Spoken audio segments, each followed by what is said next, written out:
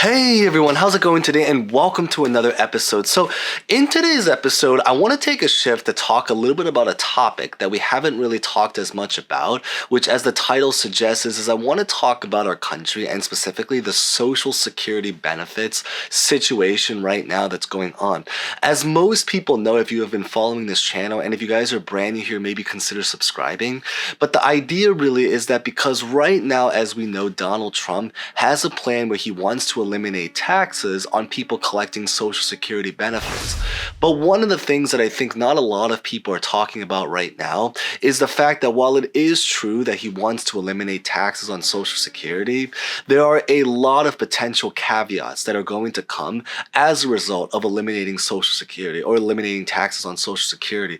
Things such as like the qualifications, things such as like the income limits, the age requirements, and just a lot of different things to who can even potentially get onto Social Security.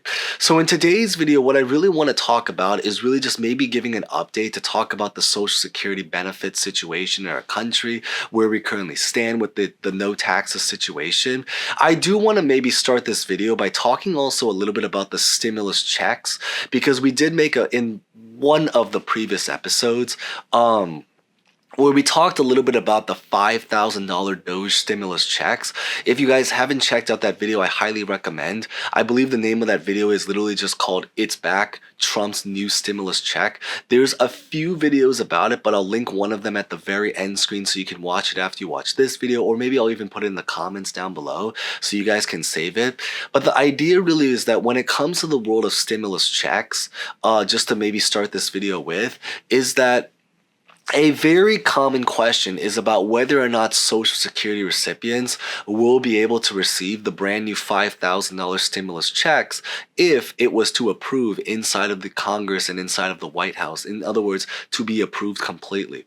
And the idea and the answer to that question is that right now we are still waiting for a lot of different details, but at terms of where we currently stand is that stimulus check program is actually going to be based a lot more on the amount of money that you paid in taxes throughout your career over the last couple of years. So that amount of money, whether or not you would actually get it if you're on Social Security, is actually something that's completely different.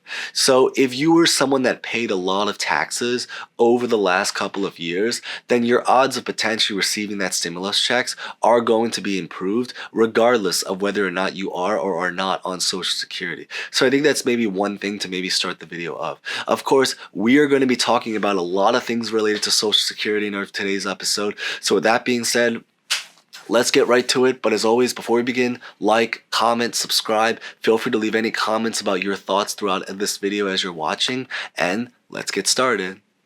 So to start by talking a little bit about the story of what's happening with Social Security in general, is that one of the big things that I don't see a lot of people talking about right now is the fact that, as some of you guys know, is that right now Donald Trump is trying to reduce the size of the government by doing a lot of layoffs. There are a lot of government workers right now that are being laid off, and it is expected that potentially up to 50% of the people that work for Social Security will be laid off by the end of this year, or are currently in the process of facing or at risk of some kind of layoff going on. The idea really is that he wants to essentially cut the Social Security Administration and its workforce in order to potentially save money to help fund other kinds of programs inside of our government. So this is very, very impactful, because how this is going to be impactful and influence us is that because for people that are currently on Social Security benefits, there is a risk, I will say not a very probable risk, but nonetheless a risk, that they may potentially see some interruptions in terms of Social Security payments and its delivery. But one thing for certain is that if they were to really reduce, and this is just really logic, if they were to reduce the size of the Social Security Administration and its workforce, it is definitely going to lead to a lot of difficulties in terms of the logistics of being and people on Social Security. So what are specific examples of this is for example, Social Security's customer service. If you want to call into Social Security, if you have a question about Social Security, if you need to reach Social Security, if you're trying to process an application or physically get onto Social Security for the first time, a lot of these things These are things that will potentially be impacted if you are currently a Social Security recipient or potentially looking to get onto Social Security in the relative near future. Now, there are some really great news, and then there's also some not so good news that we have to now talk about in terms of what's going on with Social Security. So, the really, really great news to share is that no taxes on Social Security is still very, very much on the table. So why this is really, really great news is that because at the end of the day, if we are someone that cares about putting more money in our pockets, which hopefully we can all agree it is very nice to have more money in our pockets, then this is really, really great news. The reason why is because they are currently working on trying to reduce taxes for Social Security recipients or completely eliminating taxes altogether. If this was to officially go through, then it means that for people on Social Security, they would be able to pay a lot less in taxes, which ultimately means that we would be able to keep more money inside of our pockets, which I think is the really, really nice thing about it. Now, the bad news about it, and I think this is the part that's a little bit more difficult to talk about, but is still important to talk about nonetheless, is that a lot of the programs, and this is not just related to Social Security, but a lot of the other programs as well, such as like no taxes on tips, no taxes on overtime pay, no taxes on Social Security, is really about the fact that in order to fund these programs, they have to make sacrifices in other areas of life. So what are some of these sacrifices? Is that I know another common question that people asked about Social Security is about the qualifications and about potential other changes that might come about if they really do eliminate taxes. And the big idea really behind this is that yes, if they do end up eliminating taxes on Social Security, while this might lead to some great news, some of the not so good news that's still really important to share is that there will also be a lot of other changes to things such as like the qualifications and the actual personal experience of being on Social Security. And this sounds relatively confusing. Maybe some examples to make sense of this is that, for example, one thing they might change is related to the qualifications. There is a potential risk that they may potentially raise the actual age that you have to be to actually even be able to get on to Social Security. If this ends up happening, then it means that less people will be able to get onto Social Security. They may raise the qualifications, making it more difficult. They may make the application a little bit more tricky, or not tricky, but just more difficult to be able to qualify and physically work out being on Social Security.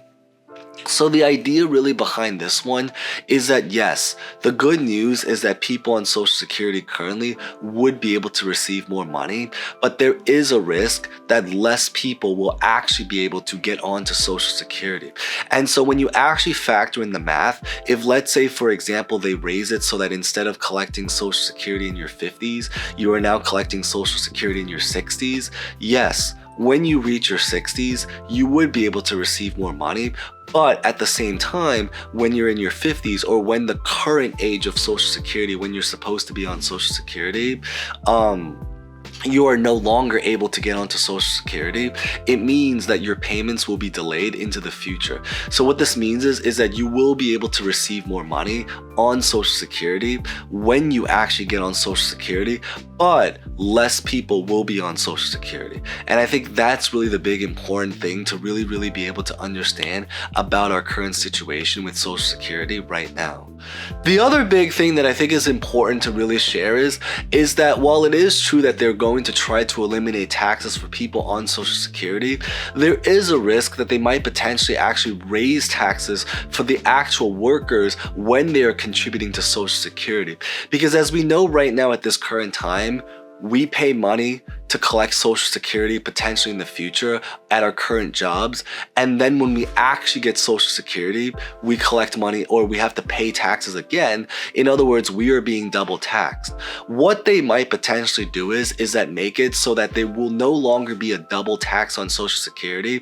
But when you are paying taxes to contribute towards Social Security at your regular job for people that are under the age, so when you're, like when you're in your 20s, when you're you're in your 30s or your 40s, and not currently yet on Social Security, you may potentially have to pay even more taxes in those areas.